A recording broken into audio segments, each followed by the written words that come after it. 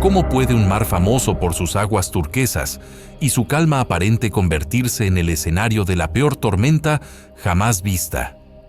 ¿En qué momento el paraíso se transforma en una trampa sin salida para barcos, pescadores y tripulaciones enteras? La respuesta no está en la tormenta, está en el propio Caribe. Y al final del video verás por qué.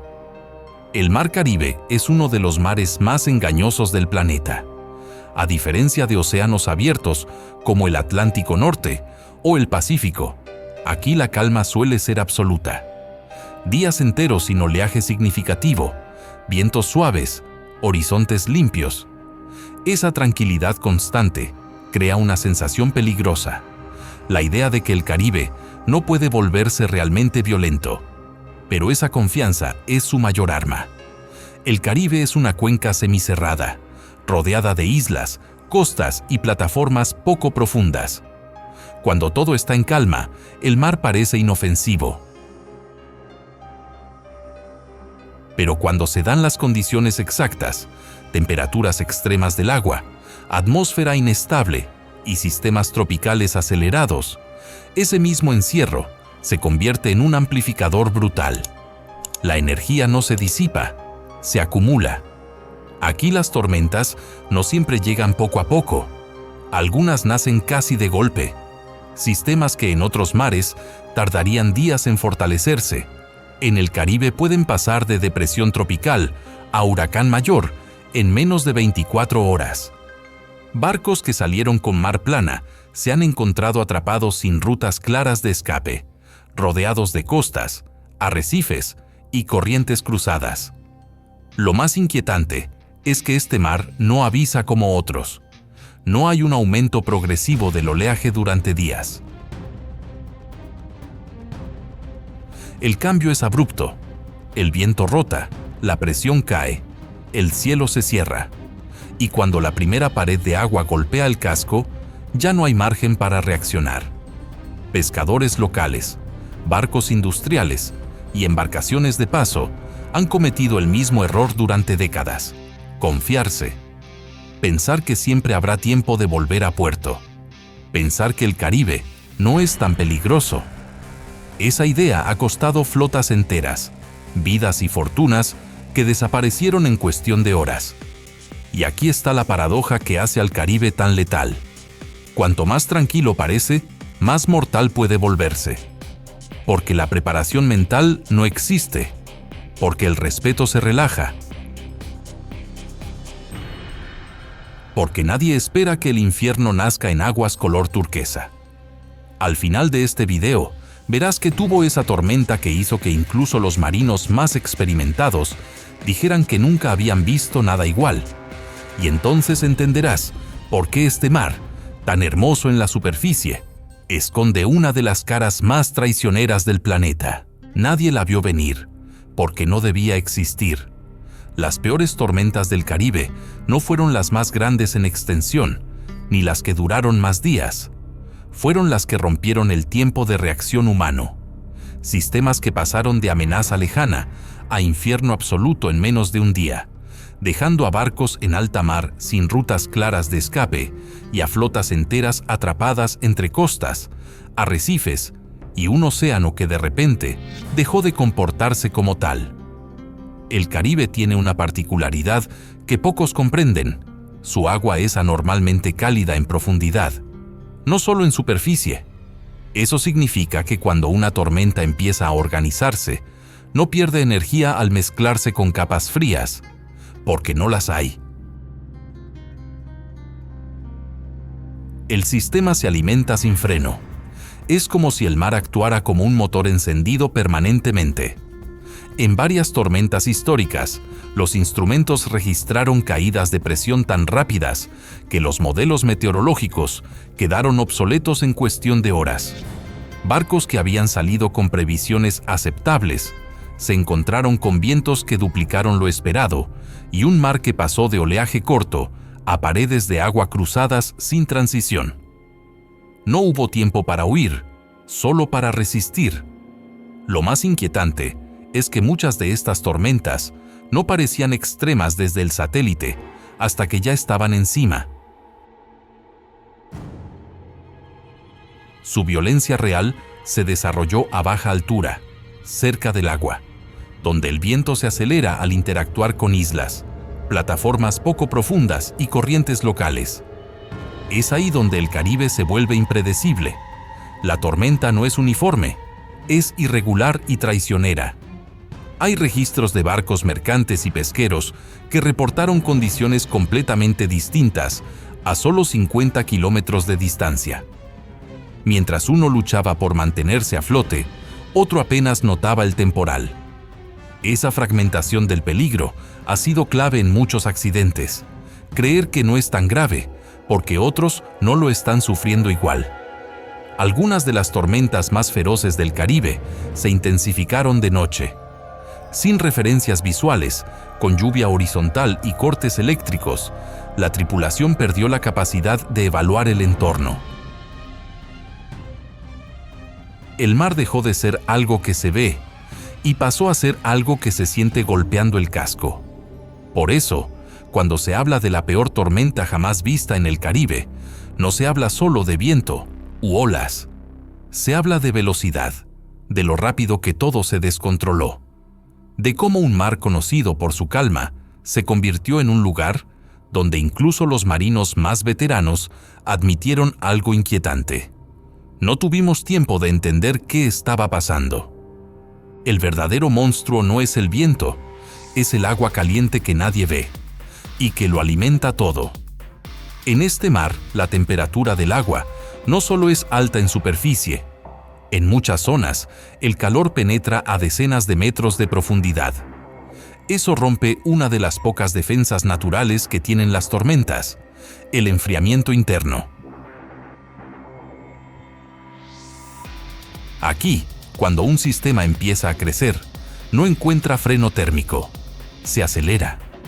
Este detalle, aparentemente técnico, es lo que ha permitido que algunas tormentas del Caribe se intensifiquen a una velocidad absurda. En otros mares, una tormenta fuerte necesita tiempo para convertirse en algo extremo. En el Caribe, ese proceso puede ocurrir en horas. El mar actúa como gasolina pura, inyectando energía constantemente desde abajo. Lo inquietante es que esta energía no se libera de forma uniforme. Se concentra, se canaliza entre islas, plataformas poco profundas y corrientes locales. El resultado es un mar caótico, donde las olas no crecen de forma progresiva, sino a saltos.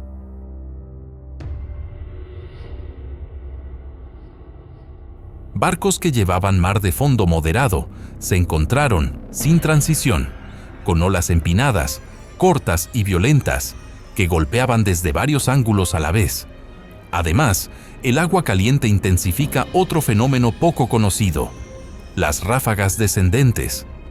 Columnas de aire que caen desde las nubes con una fuerza brutal, aplastando el mar en zonas concretas. Desde cubierta, estas ráfagas se sienten como explosiones. El viento no sopla, golpea, y cuando coinciden con olas ya formadas, crean paredes de agua impredecibles. Hay registros de capitanes que describieron algo inquietante. El mar parecía hervir, no por espuma, sino por energía. El barco vibraba de forma distinta, como si el agua estuviera viva. Ese tipo de mar es extremadamente difícil de gobernar, porque no responde a patrones clásicos de navegación. Lo más peligroso es que este calor engaña. Antes de la tormenta, el mar es un espejo, calmado, casi inmóvil. Esa calma térmica es la antesala del desastre, porque cuanto más calor acumula el Caribe, más violento es el ajuste posterior. Y ahí está la trampa definitiva. El mismo mar que permite pescar, navegar y trabajar con confianza durante días. Es el que, cuando decide liberar toda esa energía, no concede margen de escape. En el Caribe, el infierno no llega desde el cielo, nace bajo el casco. En este mar, las olas gigantes no deberían existir. No es un océano abierto, no tiene miles de kilómetros para que el oleaje crezca. Y sin embargo, cuando llega la tormenta perfecta, el mar rompe sus propias reglas. La clave está en su geografía. El Caribe es una cuenca cerrada, rodeada de islas, plataformas poco profundas y costas irregulares. Cuando una tormenta intensa entra en este recipiente, la energía no se disipa hacia mar abierto como en el Atlántico. Rebota, se refleja, se concentra. El oleaje empieza a rebotar entre islas y a cruzarse desde direcciones imposibles de anticipar. Aquí aparece uno de los fenómenos más peligrosos y menos conocidos: la amplificación costera. A medida que las olas avanzan hacia zonas menos profundas, no pierden fuerza de forma ordenada. Se empinan, se acortan y aumentan su altura real. Una ola que en mar abierto ya es peligrosa puede duplicar su violencia cerca de plataformas, cayos o taludes submarinos. Por eso, muchos de los peores registros de olas en el Caribe no se dieron en alta mar, sino cerca de tierra. Barcos que buscaban refugio terminaron atrapados en zonas donde el mar se volvió más agresivo que fuera. El error fue pensar que la costa protegía. En estas condiciones, la costa mata. Hay testimonios de capitanes que describieron olas rompiendo sobre el puente de mando en zonas donde, en teoría, eso no debería ocurrir. Olas cortas, muy empinadas, con una fuerza seca, casi sólida. No levantan al barco, lo golpean. Y cuando varias de estas llegan cruzadas, el casco recibe impactos simultáneos que lo sacan de control. Además, el Caribe favorece la formación de olas caóticas, no organizadas en series. El timón pierde referencia. El barco no puede colocarse de cara al mar, porque el mar viene de todos lados. Esa falta de patrón es lo que hace que incluso embarcaciones grandes queden a merced del oleaje. Lo más inquietante es que estas condiciones pueden darse muy cerca de rutas habituales de pesca y comercio. No hablamos de zonas remotas, hablamos de áreas donde los barcos operan a diario, confiados en la aparente benignidad del entorno. Así, el Caribe demuestra su mayor traición. No necesita ser un océano salvaje para generar olas monstruo. Solo necesita una tormenta bien alimentada, y su geografía hace el resto. Antes de que el Caribe se convierta en infierno, es un mar de trabajo constante, y eso es lo que hace que la tormenta sea aún más letal. La pesca no es episódica ni estacional, como en otros mares extremos. Aquí se trabaja casi todo el año.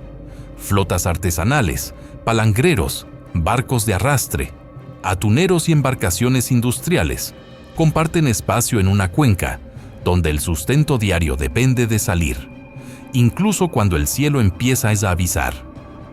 En muchas zonas del Mar Caribe, los pescadores no tienen grandes puertos de refugio cercanos. Operan desde islas pequeñas, cayos o costas abiertas. Cuando una tormenta se intensifica rápido, volver a puerto no siempre es posible, y quedarse fondeado tampoco es seguro. El margen de maniobra es mínimo. Lo que se pesca aquí explica esa presión. Langosta, atún, pez espada, camarón, pargo, mero. Especies de alto valor que sostienen economías locales enteras. Una sola jornada buena puede marcar la diferencia entre subsistir o no. Por eso, cuando el parte meteorológico es ambiguo, muchos salen igual. No por imprudencia, sino por necesidad. El problema es que el Caribe no avisa con tiempo suficiente. La transición entre mar trabajable y mar mortal puede ser cuestión de horas. Barcos que salieron con cielo despejado han quedado atrapados en tormentas nocturnas, sin posibilidad de refugio, rodeados de arrecifes, corrientes cruzadas y un oleaje que no permite maniobrar con seguridad. Además, muchas embarcaciones caribeñas no están diseñadas para tormentas extremas. Son barcos robustos para trabajo diario, no para huracanes intensificados. Cuando el mar empieza a crecer de forma caótica, la cubierta se vuelve incontrolable. Redes, cajas y artes se convierten en proyectiles. El trabajo se detiene, pero el peligro no.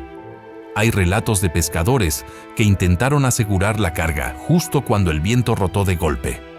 En segundos, una maniobra rutinaria se convirtió en una lucha por no salir despedidos. En el Caribe, el error no suele ser salir tarde. Suele ser no poder salir a tiempo. Por eso, la tormenta aquí golpea más fuerte que en otros mares, porque llega cuando el mar está lleno de gente trabajando. No sorprende a exploradores o a barcos preparados para lo peor. Sorprende a hombres que estaban pescando, confiando en un entorno que, la mayor parte del tiempo, parece amable.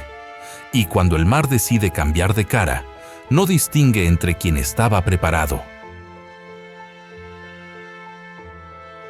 y quien solo intentaba ganarse el día. El dinero fue el detonante silencioso cuando el Caribe empezó a cerrarse. No el viento, no las nubes, las cifras. En este mar, muchas decisiones críticas se toman con la calculadora en la cabeza. Combustible ya gastado, cuotas por cumplir, compradores esperando en puerto, préstamos pendientes. Cuando una tormenta se forma rápido, el dilema aparece de inmediato: cortar faena y asumir pérdidas seguras, o aguantar unas horas más esperando que el sistema no escale. Ese margen económico, tan corto como peligroso, ha marcado el destino de decenas de barcos. Las campañas caribeñas pueden ser extremadamente rentables en pocos días. Atún, langosta, camarón o pez espada alcanzan precios elevados cuando el mercado aprieta. Un solo viaje exitoso puede compensar semanas malas. Esa expectativa crea una presión brutal a bordo. Nadie quiere ser quien ordene volver con las bodegas a medias, justo cuando todavía se puede. El problema es que las tormentas más feroces del Caribe no crecen de forma gradual. El tiempo que parece ganarse trabajando una marea más se pierde de golpe cuando el viento se duplica y el mar se vuelve caótico. En ese punto, el dinero deja de ser incentivo y pasa a ser carga mental. Cada decisión tardía cuesta más que la anterior. Muchos capitanes admiten, a posteriori, que siguieron adelante por números, no por orgullo. Contratos que cumplir, tripulaciones que cobrar, armadores que esperan resultados. El mar no entiende de balances, pero los hombres sí. Y cuando ambos chocan, el resultado suele ser irreversible. Hay historias de barcos que regresaron con beneficio tras rozar el desastre. Esas se cuentan, alimentan la idea de que, a veces, sale bien. Pero por cada una de ellas existen varias que terminaron con equipos perdidos, daños estructurales o campañas arruinadas. Esas no hacen ruido, solo dejan cuentas imposibles de cuadrar. El dinero no empuja a la locura abierta, empuja a aguantar un poco más. Y en un mar donde ese poco puede convertirse en horas críticas, esa lógica resulta letal. Por eso, muchas de las peores decisiones no se tomaron bajo lluvia torrencial ni olas gigantes. Se tomaron antes, en calma relativa, cuando todavía parecía que salir rentable era posible. Hubo barcos que no debían regresar, y aún así lo hicieron. En las peores tormentas, los casos de éxito no nacieron de la fuerza ni de la velocidad. Nacieron de decisiones frías tomadas cuando todo alrededor era caos. Capitanes que entendieron algo clave: no ganar tiempo, sino perderlo bien. Reducir máquina, aceptar deriva controlada, colocar el casco con el ángulo menos destructivo y dejar que el sistema pasara sin intentar imponerse. Algunos barcos sobrevivieron porque no huyeron. Intentar escapar en un mar cerrado, rodeado de islas y arrecifes, puede ser mortal.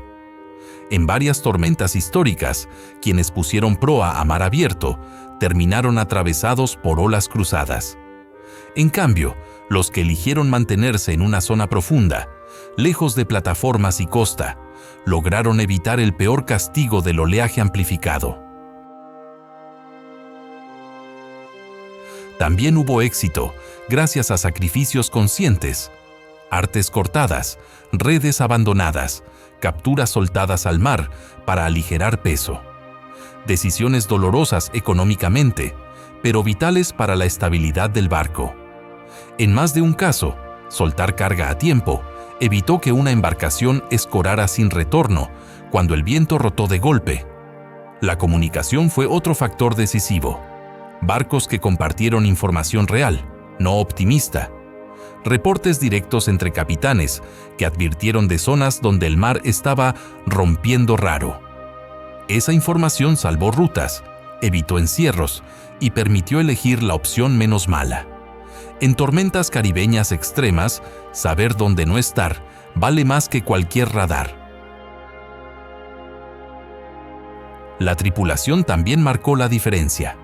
Equipos disciplinados, asegurados, con órdenes claras y sin improvisaciones heroicas. Nadie corriendo por cubierta. Nadie intentando salvar material innecesario. Solo personas concentradas en mantener el barco operativo, minuto a minuto.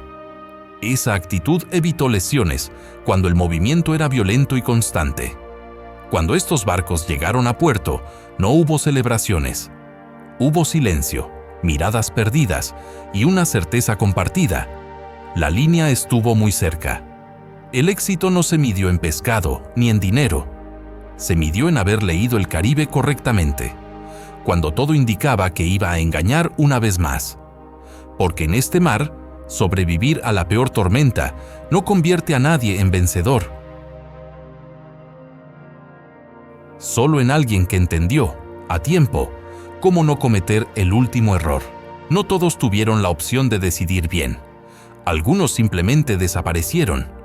En las tormentas más feroces, los fracasos no siempre dejaron señales claras. Barcos que transmitieron una última posición estable. Y después silencio. Sin llamada de auxilio, sin restos identificables, sin explicación técnica definitiva. El mar, en cuestión de horas, borró cualquier rastro útil para entender qué ocurrió realmente.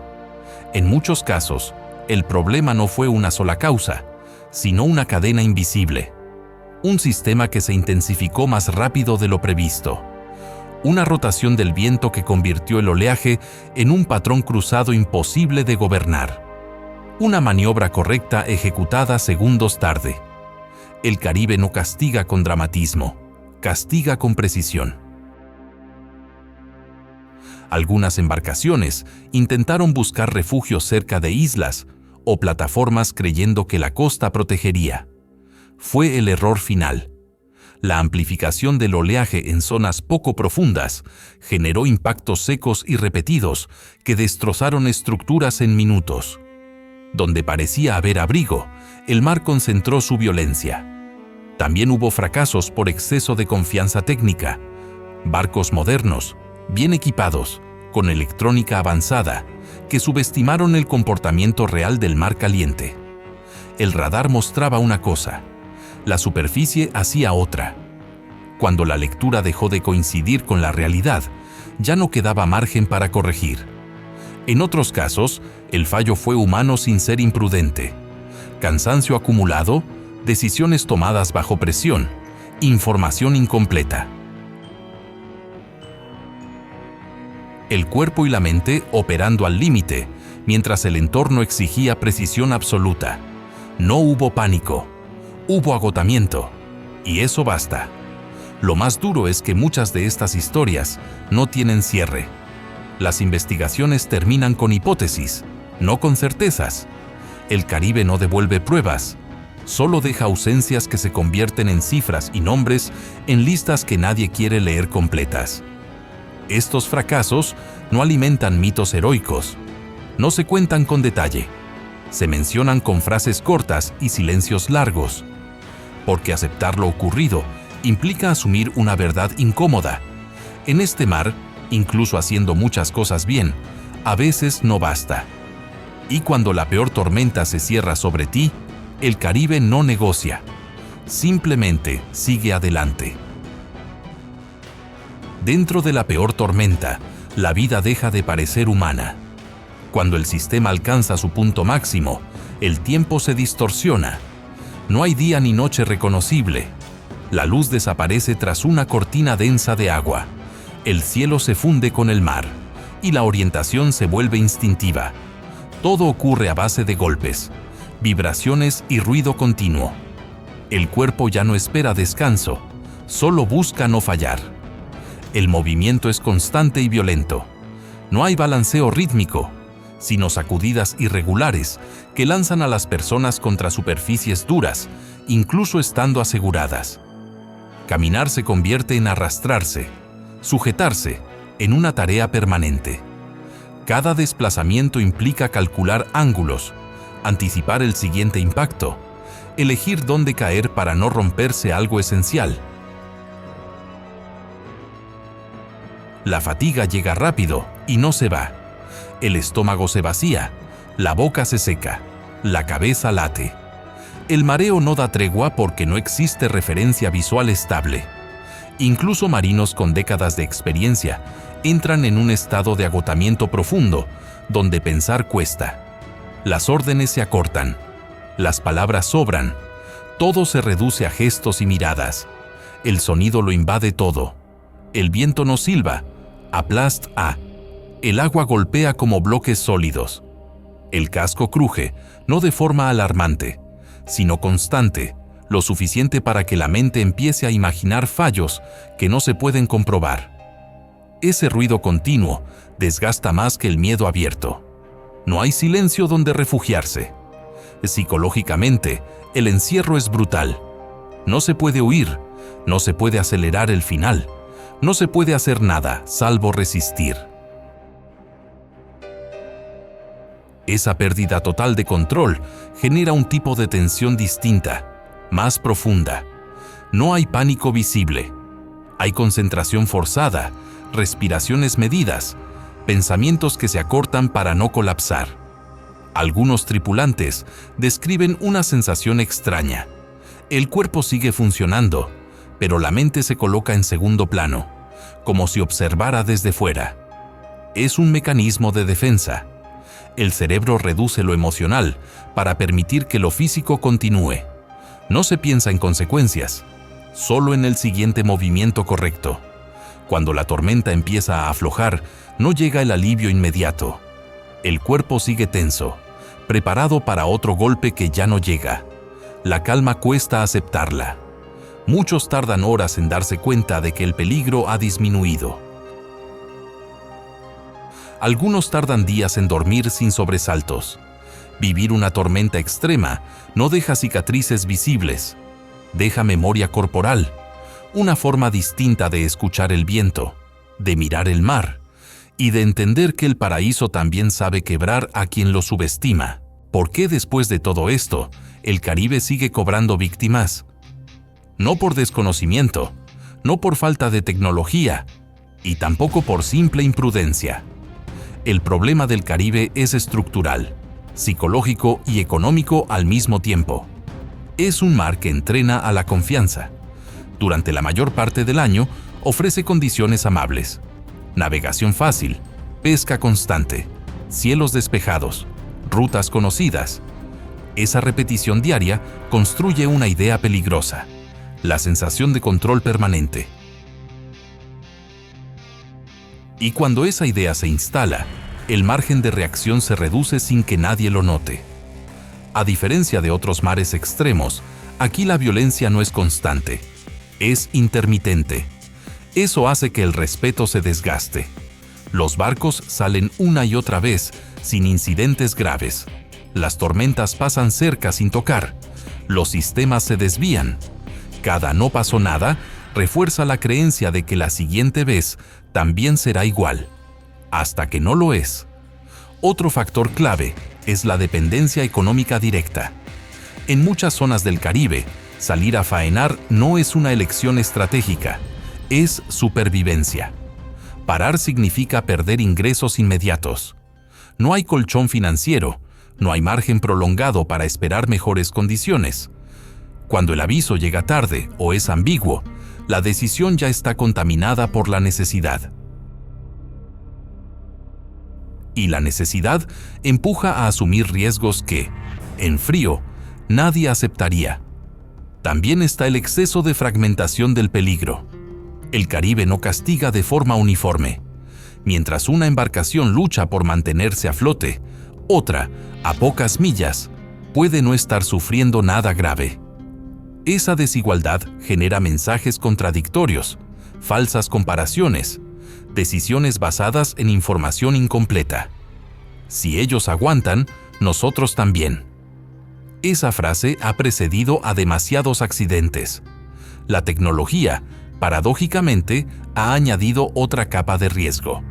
Sistemas de predicción cada vez más precisos generan una falsa sensación de exactitud. Se confía en ventanas temporales calculadas al minuto. Se ajustan salidas al límite. Cuando el sistema evoluciona más rápido de lo esperado, no hay margen para corregir. El error no es salir sin datos, es creer que los datos son definitivos.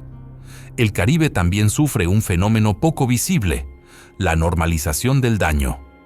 Cada temporada deja historias de barcos perdidos, tripulaciones rescatadas, campañas arruinadas. Pero al no ser constantes, ni concentradas en un solo punto, se diluyen en la memoria colectiva.